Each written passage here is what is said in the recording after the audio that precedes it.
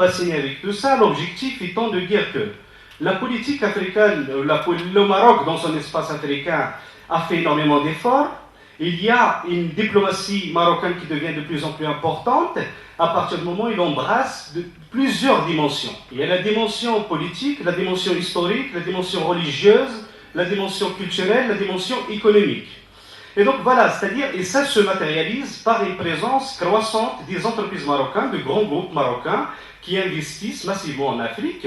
Le collègue de l'Institut sud-africain disait ce matin que les entreprises marocaines réservent 85% de leur investissement aux pays de l'Afrique. Donc c'est très important. Mais cette présence, aussi bien politique, commerciale que financière de Maroc, est déséquilibrée à partir du moment où elle reste essentiellement focalisée sur l'Afrique centrale et l'Afrique de l'Ouest, tout en délaissant l'Afrique de l'Est et l'Afrique australe. D'où l'intitulé de notre intervention des relations Maroc-Afrique australe, entre conflits politiques et incompréhension mutuelle. Donc rapidement, l'introduction, le dynamisme des relations de Maroc avec les autres pays africains dans un contexte mondial changeant. Ça a été dit tout à l'heure, les repères avec lesquels nous lisons le monde, nous comprenons le monde, ne sont plus les mêmes. Il y a un brouillage des frontières de lecture de monde qui nous entoure. Ceci est caractérisé principalement par l'émergence de nouvelles puissances. Il y a l'émergence de nouvelles puissances, la Chine, l'Inde, qui font déplacer le centre de gravité de la croissance mondiale vers l'Asie. Et toute cette tectonique de la croissance mondiale, on a envie de dire, a bien évidemment des répercussions sur notre espace africain. Et de l'autre côté, l'importance accordée par le Maroc au renforcement des relations économiques avec les autres pays africains. J'ai souligné tout à l'heure. Donc on peut dire rapidement, par rapport à la présence du Maroc dans son espace africain, il a évolué sur le fil de l'histoire en quelque sorte. Au début, on était prisonnier des relations historiques et politiques. Des relations historiques et politiques qui s'apparentaient à ce que l'on pourrait qualifier d'affinité politique, de relations personnelles, de dirigeant à dirigeant. Par la suite, ces affinités politiques ont muté, se sont transformées, et elles ont donné lieu, surtout pendant les années 2000. À partir des années 2000, elles ont donné lieu à un renforcement des relations économiques, et ça s'est matérialisé par le rôle grandissant de la diplomatie économique, la présence de plus en plus forte des entreprises marocaines sur l'espace africain, dans l'espace africain. Et finalement, on arrive à la dernière phase de la maturation de cette présence de Maroc dans cet espace africain, qui se matérialise par la mise en place de certaines relations basées sur le co-développement. On a en tête cette dernière visite royale au Gabon, l'objectif étant de transformer les ressources naturelles sur place, par une contribution mutuelle des deux pays, à la fois du côté du Maroc et du côté du Gabon. Donc c'est une illustration parfaite de cette volonté grandissante du Maroc de contribuer au développement des pays du continent. Après, nous avons aussi la mise en place des projets visant le renforcement des capacités et la diversification, parce que les faibles capacités de production et l'extraversion de l'économie nuisent extraordinairement au développement de l'Afrique. Et donc, le contexte historique que je soulignais tout à l'heure, marqué par la diversification des partenaires, il faut qu'il soit perçu comme une opportunité historique pour les pays africains de diversifier leur structure productive. Et le Maroc contribuait notablement et notoirement à cet effort. Donc la transformation des ressources naturelles sur place, une action humanitaire. Tout à l'heure, il y avait des critiques qui ont été mises à l'écart, mais évidemment, elles sont bien fondées, de l'action humanitaire du Maroc dans l'espace africain.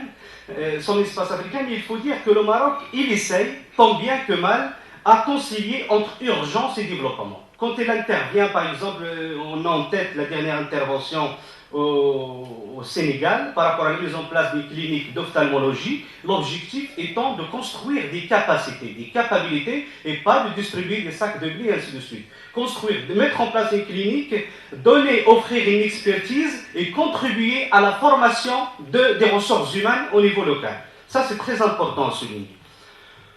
Donc, rapidement, une évolution remarquable des échanges commerciaux entre le Maroc et les autres pays africains. En effet, le volume des échanges est passé de 8 milliards de dirhams en 1998 à 36 milliards en 2011.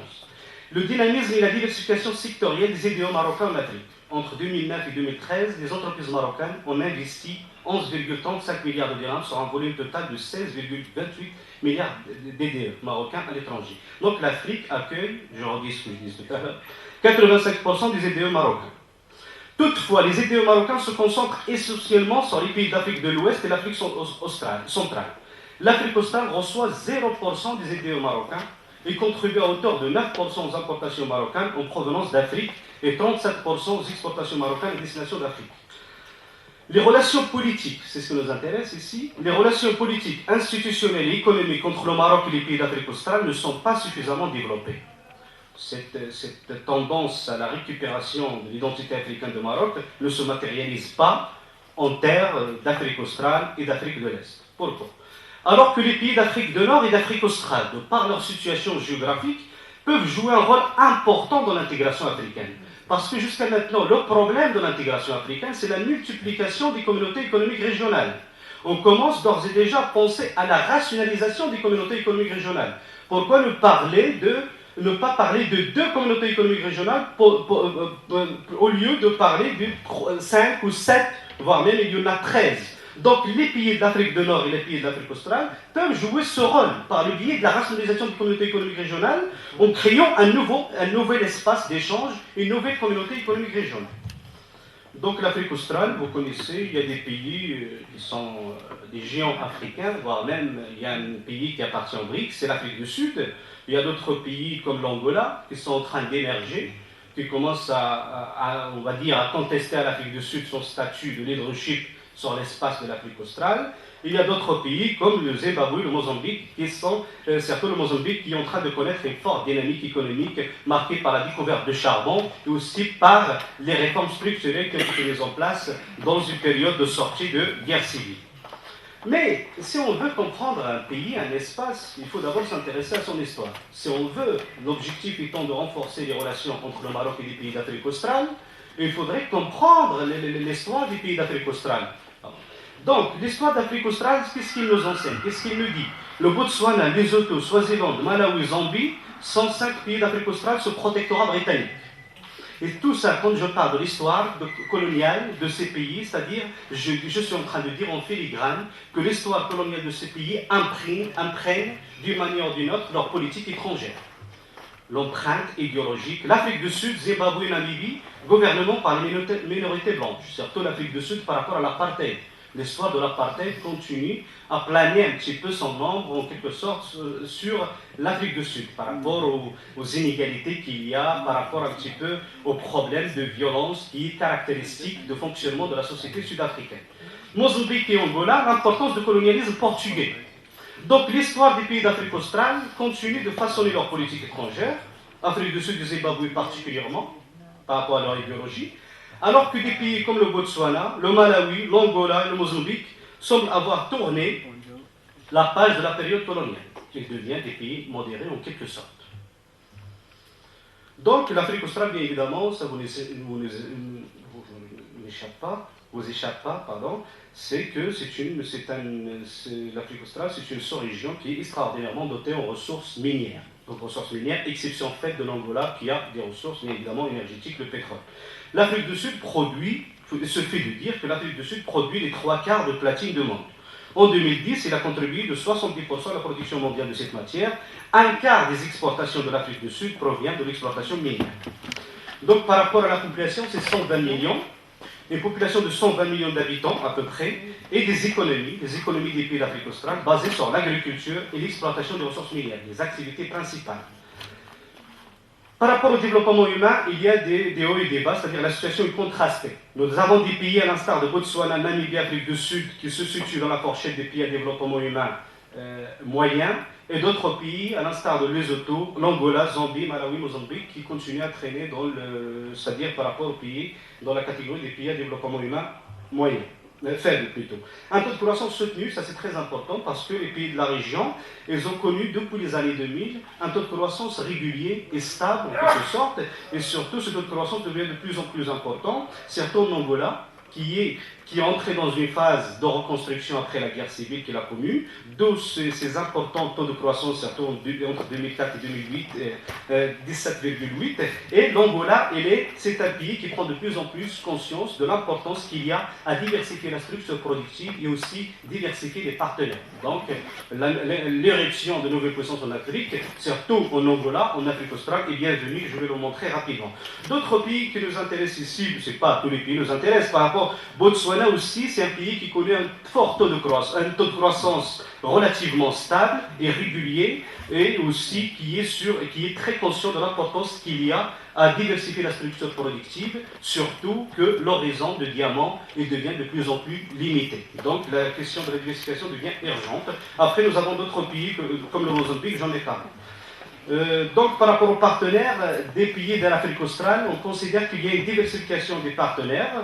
On constate aussi qu'il y a un détournement de commerce. Avant, entre 1996 et 2000, c'est-à-dire que les pays d'Afrique australe, les échanges intra-africains, intra-pays d'Afrique australe, ils étaient très importants. Entre 2007 et 2011, il y a un détournement de commerce des pays d'Afrique australe vers les nouvelles puissances, vers les pays émergents. Donc, voilà, c'est-à-dire qu'il y a une diversification des partenaires, donc c'est-à-dire que les pays d'Afrique australe, surtout le Malawi récemment, on a vu lors de l'élection du président Mutharika, que dans sa première décision, il a dit que la diversification des partenaires devient très importante, partenaires de financement, voilà. Donc c'est pour dire qu'il y a un portefeuille très diversifié par rapport aux partenaires en Afrique australe. On constate aussi que les pays d'Afrique australe sont très dépendants les uns aux autres, et surtout que la plupart des pays d'Afrique australe sont dépendants aux exportations de l'Afrique du Sud. Et on considère aussi, qu'on constate que des pays comme le Botswana sont très dépendants des infrastructures portuaires de l'Afrique du Sud. Ce n'est pas par hasard que le Botswana actuellement, il cherche un petit peu à réduire cette dépendance portuaire en essayant de se connecter à la Namibie. C'est donc de développer de nouvelles infrastructures avec la Namibie.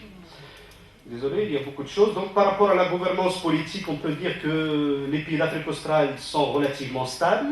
Le problème de la sécurité ne se pose pas régulièrement. Par rapport à la gouvernance politique, il y a le problème de monopartisme. De nombreux pays d'Afrique australe continuent à vivre au rythme de monopartisme, alors que l'Afrique de l'Ouest, l'Afrique centrale, l'Afrique du Nord sont engagés bel et bien dans le multipartisme en quelque sorte. Exception faite de Malawi, où le multipartisme est une pratique qui est très bien rodée. Désolé, les relations Maroc-Afrique australe. Vous allez faire un effort pour essayer de terminer rapidement. D'accord. Donc les relations les relations historiques et politiques entre le Maroc et l'Afrique australe. On peut dire d'abord, de prime abord, que le Maroc a joué un rôle très important dans le soutien au mouvement de libération des pays d'Afrique australe. C'est particulièrement le cas pour l'Afrique du Sud, le Mozambique, et pour l'Afrique du Sud, le Mozambique et l'Angola. Bien évidemment, ces relations historiques n'ont que très peu été converties en relations commerciales et financières. En effet, ils n'ont pas été entretenus, ce qui a rajouté à la distance géographique une distance relationnelle. Il faut dire qu'en plus de la distance relationnelle, il y a aussi une espèce de distance linguistique, une espèce aussi de distance culturelle. Donc le Maroc, il a énormément d'efforts à faire pour se rapprocher de ces pays, pour jouer un rôle fondamental dans la proximité ou dans le rapprochement entre l'Afrique anglophone et l'Afrique francophone. Donc, au niveau du cadre de coopération, le Maroc a mis il y a eu la mise en place de plusieurs commissions mixtes entre les pays d'Afrique australe et le Maroc. C'est le cas par rapport à l'Afrique du Sud, l'Angola, la Namibie, j'en passe. Mais ces commissions mixtes n'ont pas été réactivées. Il n'y a pas eu de tenue de réunion entre-temps. Exception faite de l'Angola, où il y a eu une deuxième réunion, session de la commission mixte Maroc-Angola l'année dernière. Cette réunion a déjà produit ses effets parce qu'on constate une augmentation nette des échanges commerciaux entre les deux pays. Donc, c'est-à-dire l'Angola, il peut jouer un rôle très important dans le renforcement de la présence de Maroc en Afrique australe.